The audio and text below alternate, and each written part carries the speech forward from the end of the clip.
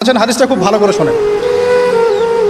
রাসূলুল্লাহ সাল্লাল্লাহু আলাইহি ওয়াসাল্লাম বলেছেন, যখন আমার উম্মত এই 15টা পাপে লিপ্ত হবে, এই 15টা পাপে লিপ্ত হবে, তখন তাদের উপর আল্লাহর পক্ষ থেকে আযাব এবং গজব আসতে শুরু করবে।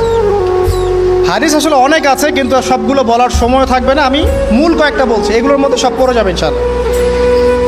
যখন আমার উম্মত এই 15টা কাজ করবে, তখন তাদের উপরে আল্লাহর পক্ষ থেকে আযাব এবং গজব অবধারিত আসবে।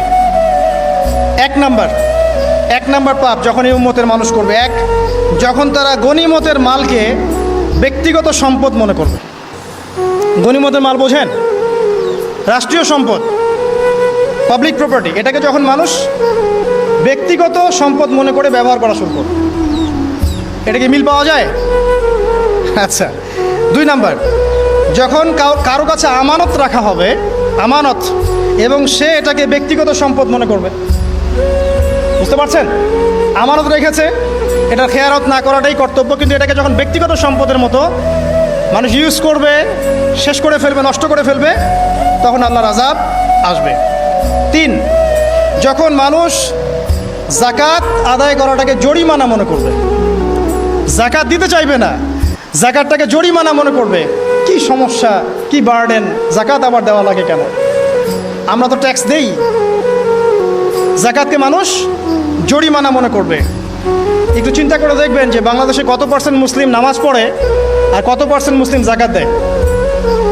শুধু যাকাতের টাকাগুলো যদি আমরা একত্রিত করতে পারতাম, বড় বড় মেগা প্রজেক্ট করা সম্ভব ছিল। অনেক বড় বড় প্রজেক্ট করা সম্ভব ছিল অনলি যাকাতের টাকা দিয়ে। আর যাকাতের টাকা এক বছরে শেষ হয়ে যায় না, পরের বছর আবার ঘুরে আসবে। ঠিক আছে, ইসলামিক ইকোনমিক্সের বেসই হলো যাকাত। এটা নিয়ে আমরা ইনশাল্লাহ আরেকদিন কথা বলব। 4 নাম্বার, যখন স্বামী, সমাজের স্বামী যারা আছে, এরা স্ত্রীদের আঁচল ধরে থাকবে। বুঝতে পারছেন? স্বামী স্ত্রীর আঁচল ধরে থাকবে, মানে স্ত্রীর অনুগত, স্ত্রী যা বলবে তাই। আচ্ছা, গায়রত নাই, মানে স্বামী পুরুষত্বের গায়রত নাই। 5 নাম্বার, যখন সন্তান মায়ের অবাধ্য হয়ে স্ত্রীর খেদমত করা শুরু করবে। যখন সন্তান মাকে দেখবে না, স্ত্রীকে দেখবে। পাচ্ছেন মিল সমাজে?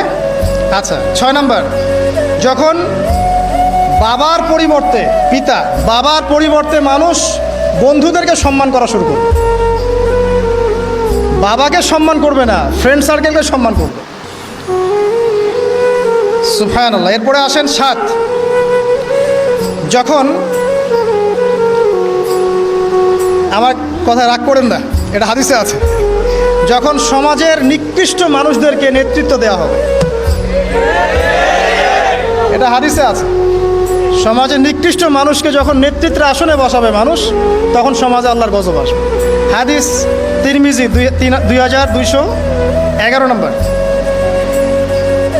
এরপরে 8, নবী সাল্লাল্লাহু আলাইহি ওয়াসাল্লাম বলছেন, যখন কোনো ব্যক্তিকে সম্মান করা হবে তার টর্চার থেকে বাঁচার জন্য। যখন কোনো মানুষের সম্মান করা হবে তার শাস্তি থেকে বাঁচার জন্য। মানে মানুষ মন থেকে সম্মান আসছে না, ভয়ে আপনি সম্মান করছেন। এই অবস্থা যখন আসবে, তখন আল্লাহর আযাব আসবে। তারপরে 9, যখন মসজিদের মধ্যে, দেখবেন অনেক মসজিদ আছে বাংলাদেশে, মসজিদের মধ্যে হট্টগোল বেড়ে যাবে। মসজিদের মধ্যে হট্টগোল বেড়ে যাবে, আর মসজিদগুলো হবে চাকচিক্যময়, হেদায়েত উঠে যাবে। মসজিদ হবে চকচকা, তাজমহলের মতো এক একটা, কিন্তু হেদায়েত উঠে যাবে। মসজিদে হট্টগোল বেড়ে যাবে। 11, যখন পুরুষেরা রেশমি কাপড় পরবে, পুরুষেরা সিল্কের রেশমি কাপড় পরবে। পুরুষের জন্য স্বর্ণ আর রেশমি কাপড় পরা হারাম। তো এখন পুরুষেরা অনেকে স্বর্ণ পরে, রেশমি কাপড়ও পরে, এটা মহিলাদের জন্য জায়েজ। এরপরে 12, যখন প্রকাশ্যে মদ্যপান করা হবে। আর মদ্যপানের মধ্যে ভাই সিগারেটও পড়ে, আপনার গাঁজা, ইয়াবা সবই পড়ে।